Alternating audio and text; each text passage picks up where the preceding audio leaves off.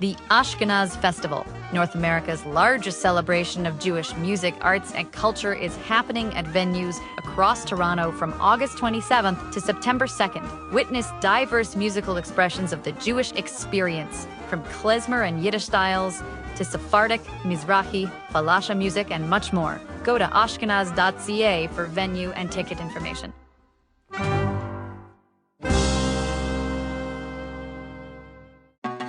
It gave me a whole new perspective to what our grandparents have been through. They had their entire lives stripped away from them and they were forced into moving out. Shalom and welcome to Rivkush, the CJN podcast talking to Jews of color about all things Jewish. It's time we talk about more than just the tragedy, the hardships we've overcome and the savagery. It's time we focus on what's woven in the tapestry, the roots that connect us to a truth and the canopy of every single branch. I am so blessed to have Adiel Cohen, who I happened to meet when he was in Toronto with an organization called Israel Is. Now, he is a super cool guy. He is a major TikTok influence coordinator with Israel Is. He is a digital creator. And you know what I'm loving? You know, I'm an old gal, so these titles didn't exist when I was growing up. So initially I'm like, okay. Well, anyways, he is a digital creator. He also does traditional stuff. He is a student, a university student who has just wrapped up his studies in poli-sci and Mid-East history at Tel Aviv University. And can I tell you something? In terms of being a major influencer, he has, because I checked, 71,000 followers. I feel like I have 2. But anyway, so that tells you the scope of his influence. And so I'm very, very happy to have you here, zooming in, if you wish, from Israel. So I really appreciate it because it's late evening for you. It's afternoon, nap time for me. So welcome. Thank you so much. Thank you for having me. All right. So I do want to touch a little bit on you because as I told you, I kind of like to focus on Jews outside of the mainstream, you know, what we think of as mainstream Jews, because lately that has been a talking point, you know, when they say, go back to Europe and things like that. And Yes. To recognize we come from all over the world. We're scattered people. And so I want to talk about, because I did see I saw a little bit of this on your social media, is the story of your grandparents. Where do I even begin? I mean, there are so many stories that they told me. Okay, just recently, I compiled all the stories, or a lot of the stories that my grandmother, Sarah, told me right before she passed away. She passed away a few months ago. We were very, very close. I'm so sorry. Thank you. We were very close. We lived in the same house. I grew up with her my entire life, and I grew up hearing all these stories from Yemen about her childhood, about life in Yemen, relations between Yemeni Jews and Yemeni Arabs.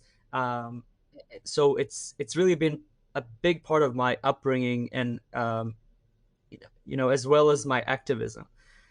So I decided to compile all of these stories that she told me and run with it and just tell it to whoever wants to hear. She has some pretty crazy stories. Tell me one. Okay, so put you on the spot. Tell me one. Yeah, there are so many, but I'll tell you the main one. It happened right before they made Aliyah. So they made Aliyah in 1950. In Operation Magic Carpet, which was the main operation to bring back all the Jews of Yemen. 50,000 Jews made Aliyah with Operation Magic Carpet. That's about the vast majority of Yemenite Jews. We weren't a lot. People think that we were like millions. Yeah. No, Because I have that impression that there was like just so many. Okay. So there were 60,000 Jews in Yemen when the State of Israel was established. 50,000 made Aliyah in 1950 with Operation Magic Carpet, and then throughout the next decades, more and more Jews either moved to other places in the diaspora. You have Yemeni Jews nowadays in London and New York and other parts of the U.S. and Toronto. yeah, and even Abu Dhabi, by the way. Nowadays, Oh, yeah, the last families that remained in Yemen moved to Abu Dhabi because they were forced to flee because of the Houthis. It happened 3 years ago. And honestly, I had the privilege to meet them. And it was amazing. But anyway, we can talk about that later. But yes. back to my grandma's story. It happened right before they made Aliyah, days before they made Aliyah. Uh, During the 40s, there was a huge rise in anti-Semitism in Yemen, just like in Europe. People think that the Jews of Yemen lived somewhat secluded and like they didn't really know or were influenced by the state of the world, but it's the opposite from true. Uh, Jews in Yemen have always been connected to other Jewish communities, mostly in the Middle East, not really in Europe. So India, through the Indian Ocean and trade and all that, Iraq, Egypt, there was a lot of movement between these different communities. But as World War II came and anti-Semitism, started rising and rising in Europe, and especially after Hitler rose to power, a lot of these ideas infiltrated the Middle East. We know about the Fawhud. The Fawhud was the main, uh, pogrom that happened Right. in Iraq, uh, and it was all influenced by the Nazi allied Axis. And the same thing happened in Yemen. So there was a huge rise in anti-Semitism, and it peaked at one pogrom that happened in Sana'a, where my family is from, Sana'a, the capital of Yemen. There was a blood libel that was spread throughout the city of a Jewish family that murdered a Muslim girl. Now, Wow. in reality, it was two Muslim men that killed her, based on honor of the family. It was like an honorary. I don't know how to say it in English, right? Honor Because I got killing. It's honor honor killing. killing. Yeah. Exactly, and they blamed the Jewish family for that because they threw her body in their well. Oh my God. Yeah, crazy story. Exactly like we hear from like blood libels from Europe. The same Right. things happened all throughout the diaspora in all places. So there was a wave of violence against the Jewish quarter of Sana'a. Muslims, they stormed Jewish homes, broke into homes, looted, killed a lot of Jews. And my family that lived in a relatively big house, they were a pretty well-known family in the Jewish quarter. They were their Muslim neighbor broke into their home and started attacking my grandma's grandfather. So they all lived together in the same house. My grandfather told all the grandchildren to go hide in the pantry, in the closets, and all of that. And when they saw from their hiding spots that their grandfather is in danger, they decided to just storm out of their hiding spots with anything they could find: pots, pans, knives, anything that they could use as a weapon. And they chased their neighbor down and out of the house, and they saved their grandfather. So that's what I think one of the most amazing stories that my grandma. Powerful. So powerful. And she was a little kid at the time. She was 8. She's a And yeah, baby. 8, a baby. And she had Yeah. a 14-year-old big sister, another big sister, one little brother who was a baby. So all of them, all together, simply rushed to save their grandfather. And in the next few days, they were already on the way out of their house because they Yes. understood that's it. Yeah. It's no longer safe for us here. Yeah. They took whatever they could. Her father gave her a pair of earrings, silver earrings. They were, Yemeni Jews were very known for their silversmith, Beautiful beautiful stuff. jewelry and all of that. Yes. So he gave her these earrings, and they set off to Aden. Aden is the city in southern Yemen where all the Jews from all over Yemen gathered to go on the planes back to Israel. They stayed there for some for months, some like somewhere along like around 2 years. They Oh my stayed in gosh. the refugee camp, and from there they flew to Israel. So it's wild, I when found a she told me chill. that. Yeah, when she told me that, it gave me a whole new perspective to what our grandparents have been through. They had their entire lives stripped away from them, and they were forced into moving out. And Yes. it's something that we nowadays, especially, we live in Israel. Um, of course, there's a lot of anti-Semitism in Canada and in the US now, but Jews relatively live comfortably. Yes. And we always need to remind ourselves that 2 generations ago this was not the case. So Exactly. that definitely um, influenced a lot of my activism and the way I Right. perceive Jews and Yeah, Judaism. absolutely. Because even as you're saying, like 2 generations ago, and I'm looking at that date, and I'm going to age myself, but 1950, who your grandmother would have been the age of like my parent. I'm not a young woman, but I'll just leave it at that. Could I don't want to potentially, assume. I don't want to assume. You you look know, great. All I have to because say, you look great. I can say this, no one else can. Well, maybe somebody from Yemen can say it, or But Morocco. Or whatever. Black don't crack. That's why. I heard this before. I've heard this before. Yes. So you know. Anyways, so it really is. It's not.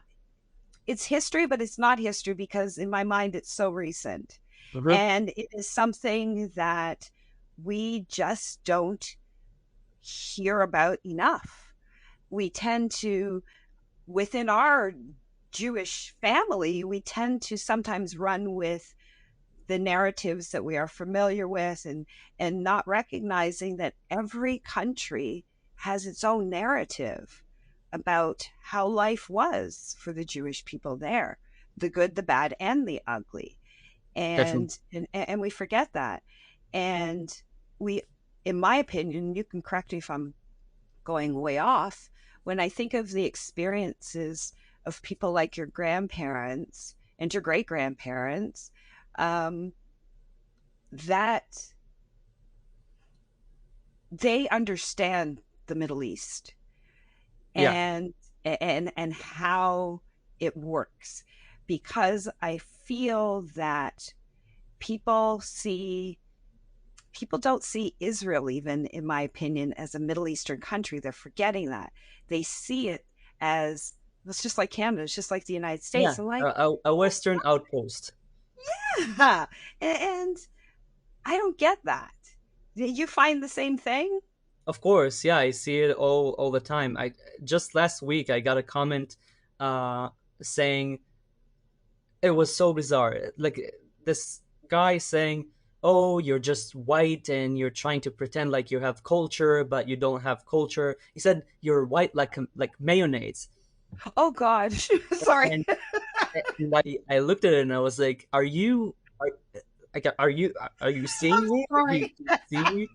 So I responded with a video grabbing a can of mayonnaise from my refrigerator and rubbing a I'm little bit laughing. I'm like, on my hand, and I told him, if your mayonnaise is the color of my skin, you should probably throw away your you mayonnaise. think? You think?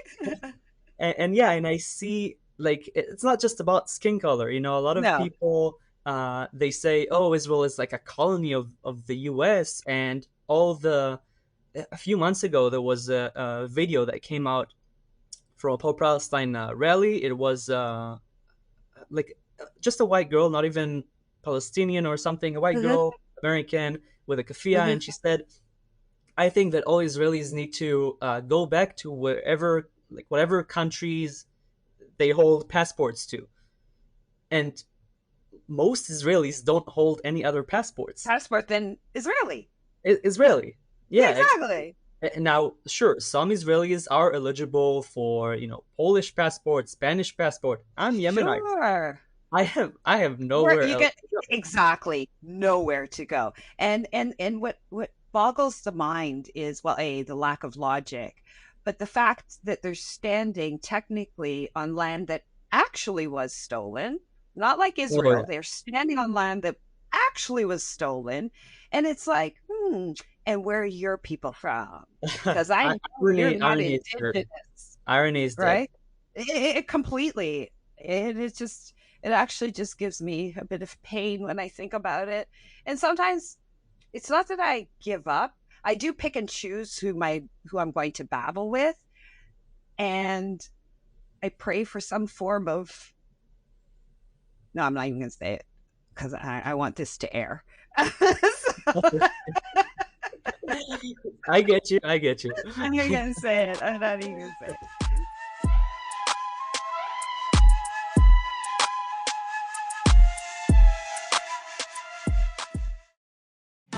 I can't date women right now because I'm too busy calling myself a piece of shit. I had a dysfunctional Jewish mother and I had a dysfunctional Native mother. I had 25 full years of utter struggle and failure. I started to realize the absurdity of my inability to let go of this monster of guilt. Sounds like fun, doesn't it? Hi, I'm Ralph Benrig. I'm the host of Not That Kind of Rabbi, where we look at people's spiritual journeys and take a little time for their self-reflection, and maybe yours. You can get it all at thecjn.ca/NTKR, or wherever you get your podcasts.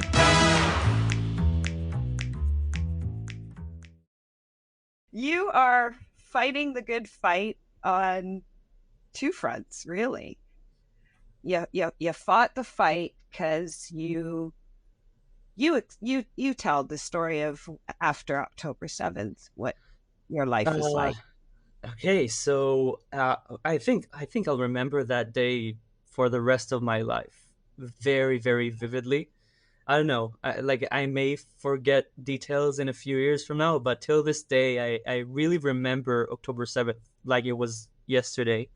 We were at my sister's house celebrating Simchat Torah. Usually we go up to my sister's house for holidays. She lives up in Atlit, which is next to Haifa. It's relatively north.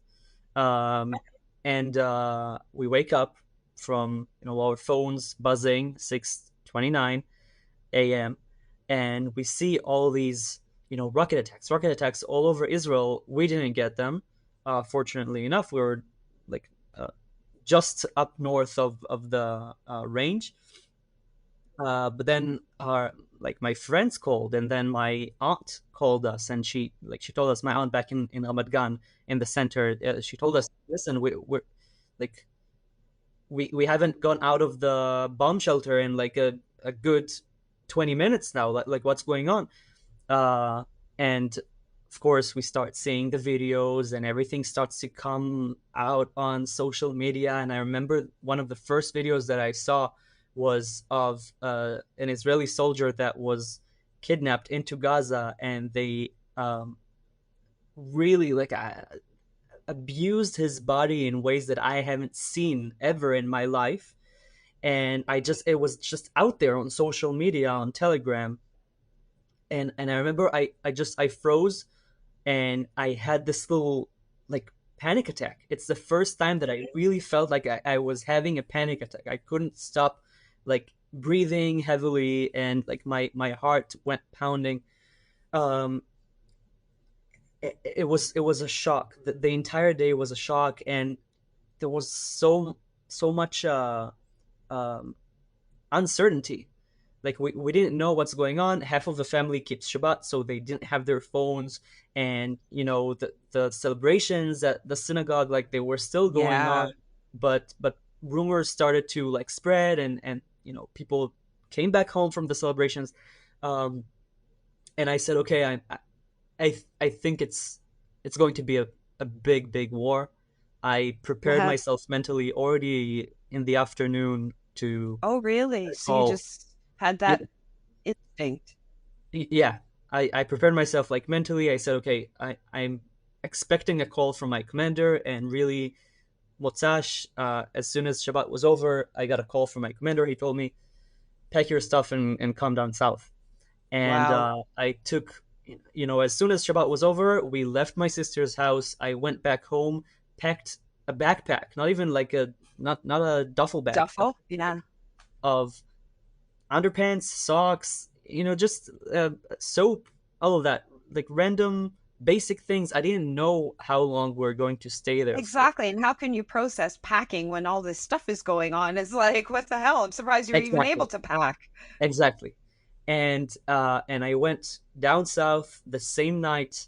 Uh, the the atmosphere. Remember, the roads were completely empty, and after Shabbat, after Chag, highways in Israel are packed Are with people. packed. Yeah, Everybody's going out. Everybody's yeah, packed. packed with Yeah. people. Yeah, I know. And it was empty. The only vehicles Wow. that were driving south were ambulances, military vehicles, and Zaka vehicles. Zaka, the unit that takes care of bodies. And it was just chills.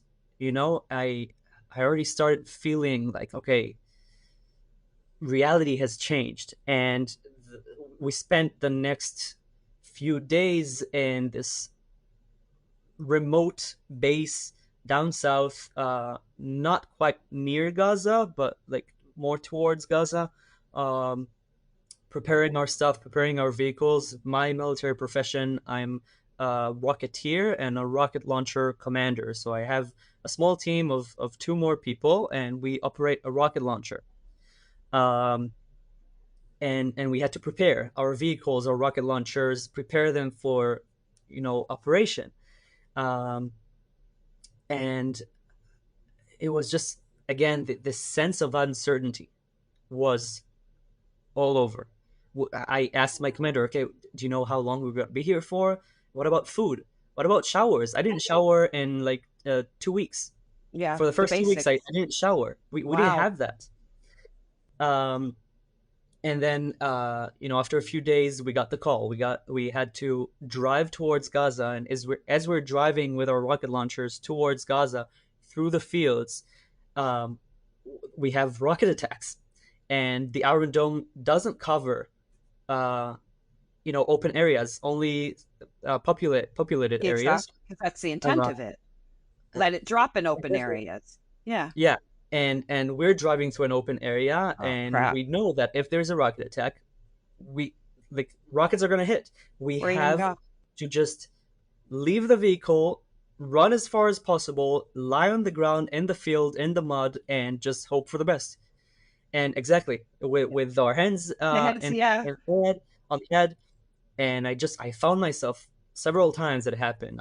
We see the rockets coming straight at us from Gaza as we're driving towards the Gaza Strip.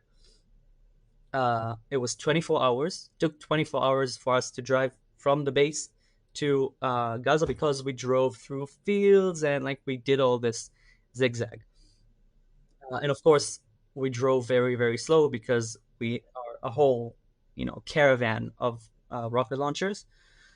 Um, and then we had to operate, and I had the chance to go and see the kibbutzim during this time, and it was really traumatic because I've seen all the videos. I've seen all the videos that went on social media, but nothing prepared me for the moment I got off the bus at the kibbutzim and smelled the air of death, death and fire, and you see houses, communities that used to be an oasis in the middle of the desert, talking about a beautiful green community with uh, orchards and olive groves, and beautiful, really beautiful communities destroyed, full of blood.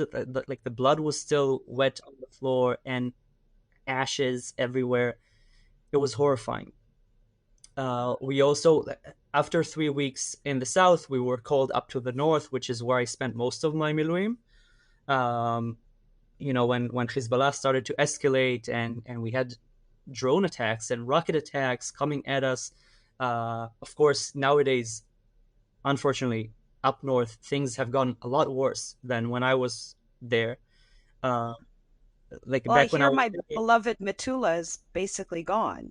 yeah, Metula, which again, one of the most beautiful I love places, it.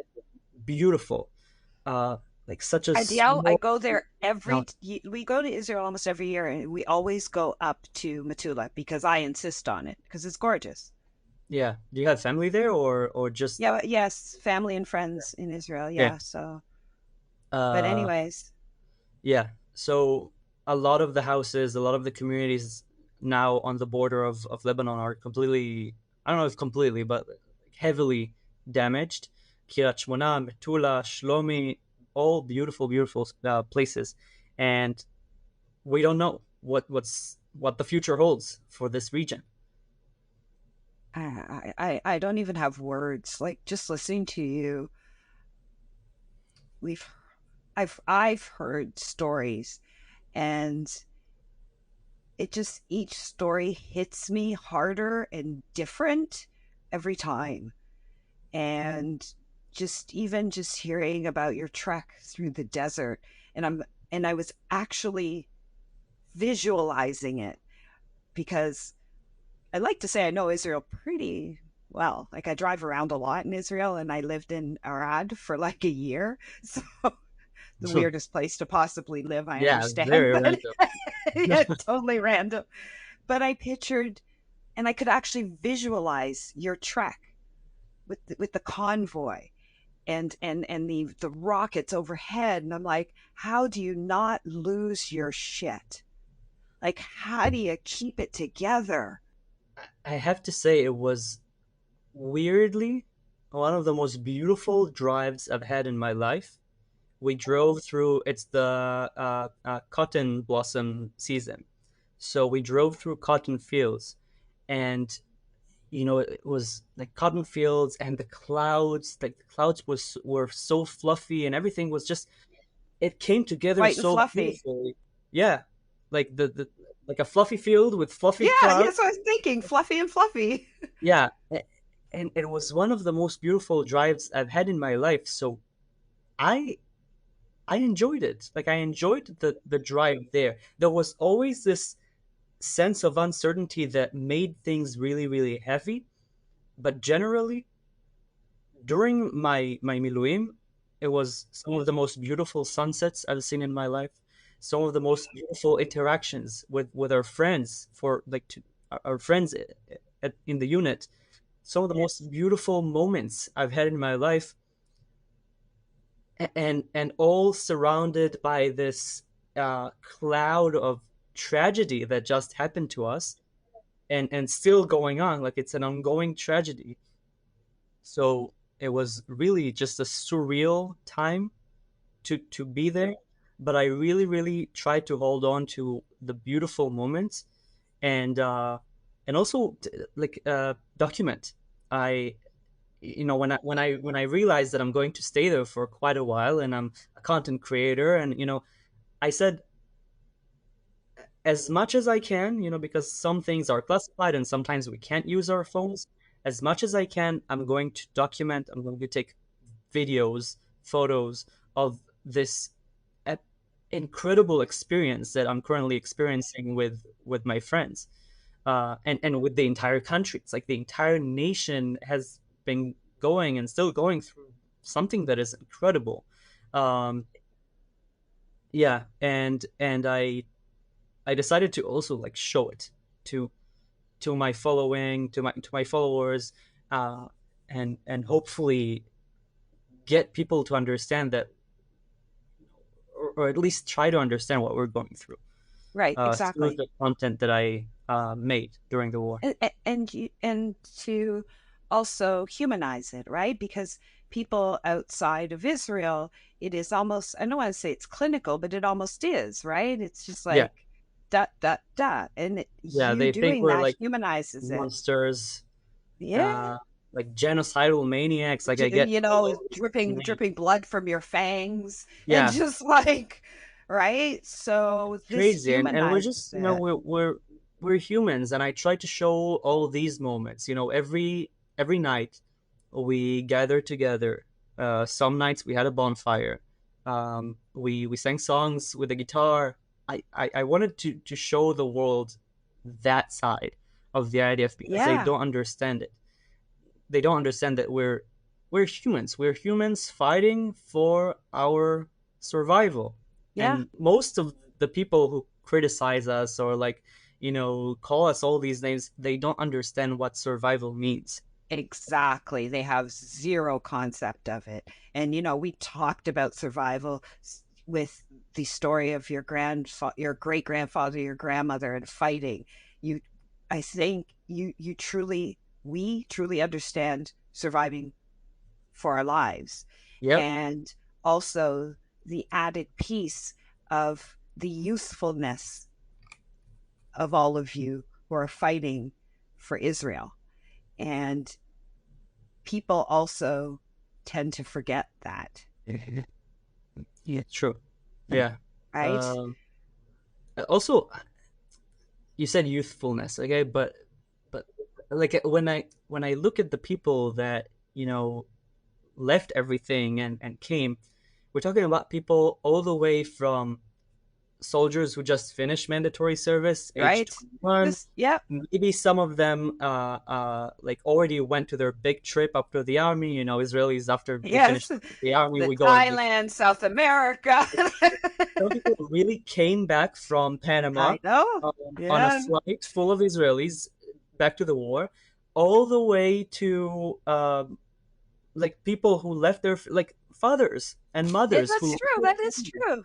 Yeah. and like age 40 and up. Yeah. So, and we all came together and we were like family. Yeah. Like you didn't It feel didn't the age matter. gap. Yeah. It Because didn't you're in the matter. same thing. You're in the same thing. That Yeah. melts away. But I think it's also important for people to see that too. Yeah, Because it's that's so. funny when you mentioned that, I just flashed to a friend of mine, and he is past even the ability and to like decently serve? past it. Yes. But instead what he's doing is he volunteered with the police. And what he's doing, I'm like, well, you're basically a police officer now. And he goes, yeah, basically I am, because Wow. they trained him to do more and more things and more clearance to do more and more things. But that he stopped doing his day-to-day stuff so that he could do that, right? And it is impressive to see everybody coming together and doing whatever they can. For those who can't serve, they do this, or they help out those whose families are serving. So it's like, okay, you're alone. Let me look after the kids for you. Let me do this. Let me do that. Right? Everybody, I think that is the unintended, at least from the other side, the unintended consequence is it actually, I think, brought us all together and truly made us super strong. And I don't True. think they were counting on that. I think they were counting on the Jews crumbling and the Israelis Yeah. crumbling. Definitely. They don't understand that we have something that is so much stronger than, I haven't seen anything like that anywhere else in the world. I consider myself well-traveled. I love meeting new cultures. I love appreciating other cultures. In Israel and, like all Jewish people worldwide, we have this something that we really know how to come together and be there for each other. And I don't think there's like an equivalent to that in English, arvut hadadit, like mutual responsibility towards one another. I think because I think it's a Jewish term. I think it's from the It Talmud. sounds like, yeah. Arvut hadadit. We really know how to come together and be there for each other, regardless of our differences. And there's tons of differences. And I think I would like to add, before the war, we've experienced some of the worst times that we've experienced in terms of division and like political unrest in Israel and protests everywhere and like really sinat chinam, a lot of baseless hate. Yes. And during the war, I saw Haredim driving their cars with their trunk open, full of supplies for soldiers and snacks and food and all these like energy bars and tzitziot if we wanted to have Because he can't tzitziot. not have that. Just going around base Yeah. to base, area to area, and handing out supplies for soldiers. Same thing goes for Achim Laneshek. Achim Laneshek are one of the main organizations that they were very dominant during the protests against Okay. the government before the war, and like till this day they're very Yes. dominant.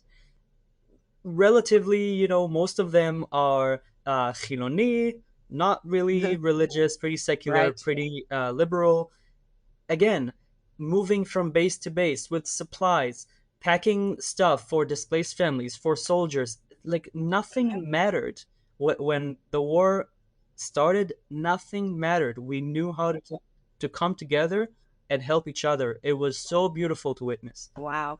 Well, one of the things my sister-in-law said, because I was in Israel I call them the Yams, Yom Ha'atzmaut, Yom HaZikaron, Yom Ha'atzmaut in 2023. And that was the height of the protests, right? So Wow. she was going to the protests and, and I teased her. I'm like, oh, but then politically we're a little different, but I love her to bits. And so she took me to the protests and stuff. And I was like, okay, right, okay.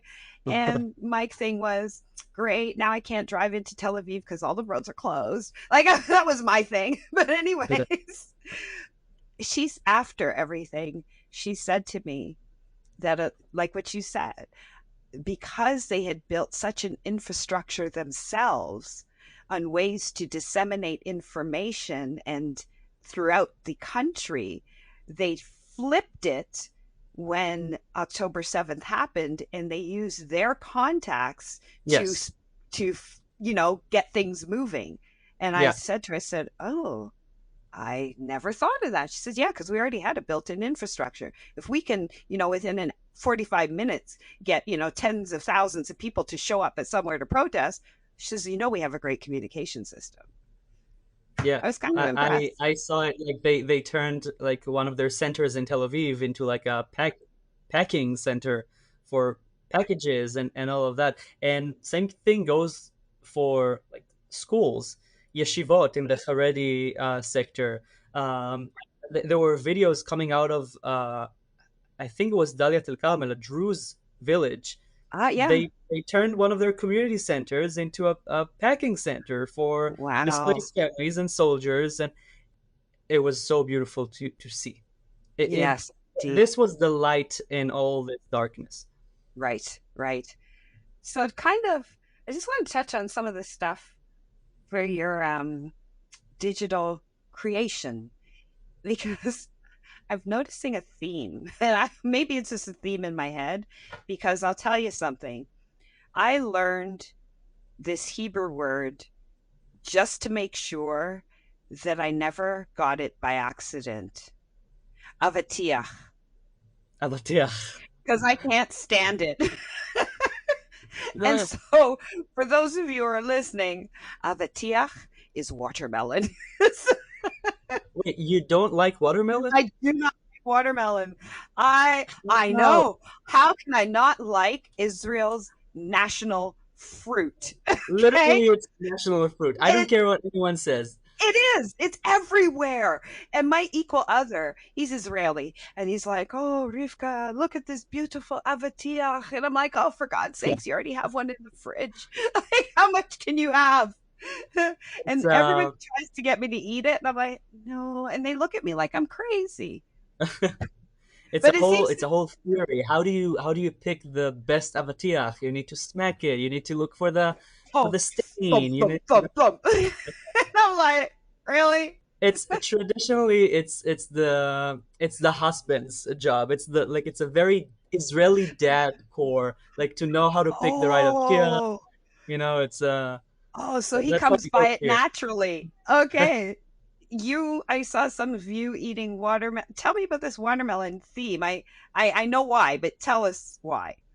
So there's this theory, right? You would hear a lot of different stories on why Palestinians use avatiach as a national symbol. Some say that it's because Palestinian artists chose watermelon to symbolize the flag because the flag was banned. Some people say that it has to do with Palestinian farmers. I heard a lot of different versions. Wow, because they None don't of know. them, yeah, none of them I could confirm. Like none of them I Yeah. saw anything about in real life.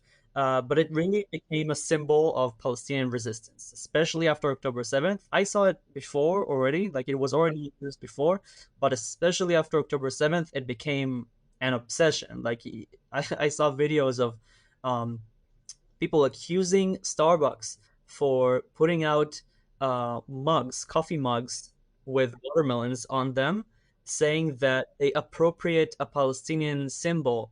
Um, People say that Israelis can't have watermelon because it's considered stealing and cultural appropriation, and Okay, so it's hilarious. And wow, to make fun of wow.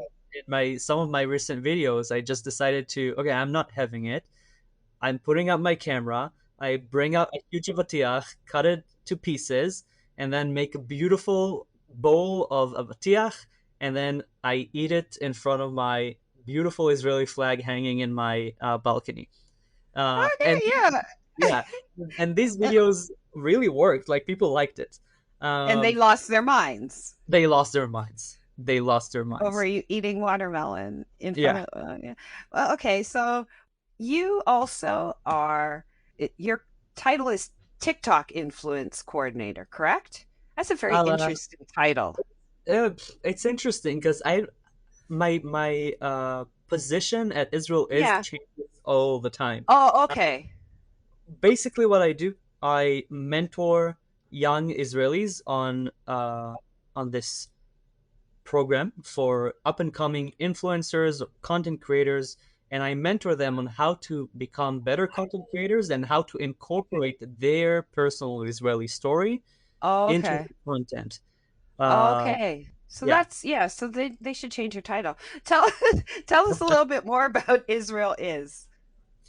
So it's an NGO, non-political, non-partisan. Uh, it exists since 2017. It was established by three veterans, IDF veterans, who just finished their service. They went on their big trip to South America, and this is where they first met people like non-Israelis who confronted them about their Israeli identity and Israeli experience. And at that moment, they realized how much impact we have as Israelis traveling abroad, uh, to influence other people's minds, not through politics and not through all this like hasbara and all of that, but through people to people connections. So it's an organization whose goal is to create people to people connections between Israelis and young audiences abroad, Jewish and non Jewish, to improve Israel's image in the world through the people of Israel. Right, right. Adiel, thank you so much. Thank It you. was so great. And the next time I'm in Israel, maybe if you don't have anything to do, which I'm sure is Okay. not true, we should meet up. I'm coming to Canada in November, so Oh, come on. Okay. yeah, I'm coming back to Toronto. Okay. Then we shall meet I've up had there so much first. fun with you guys, so I decided to Okay, come back. so we're going to make it bigger and better, and we'll just take you around everywhere and really and Amazing. truly. Thank Okay. you so Well, much. that's great to hear. Yeah. And again, thank you so much. It's been an absolute pleasure, and thank you for taking the time because I know you are super busy. Thank you so much.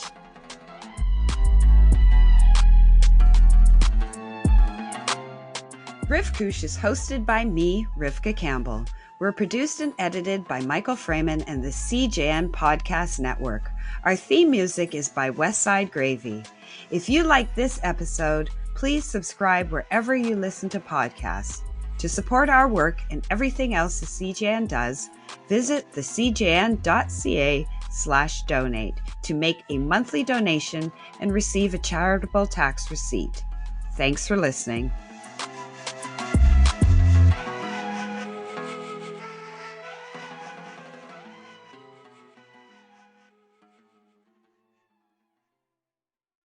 The Ashkenaz Festival, North America's largest celebration of Jewish music, arts, and culture, is happening at venues across Toronto from August 27th to September 2nd. Witness diverse musical expressions of the Jewish experience, from klezmer and Yiddish styles to Sephardic, Mizrahi, Falasha music, and much more. Go to ashkenaz.ca for venue and ticket information.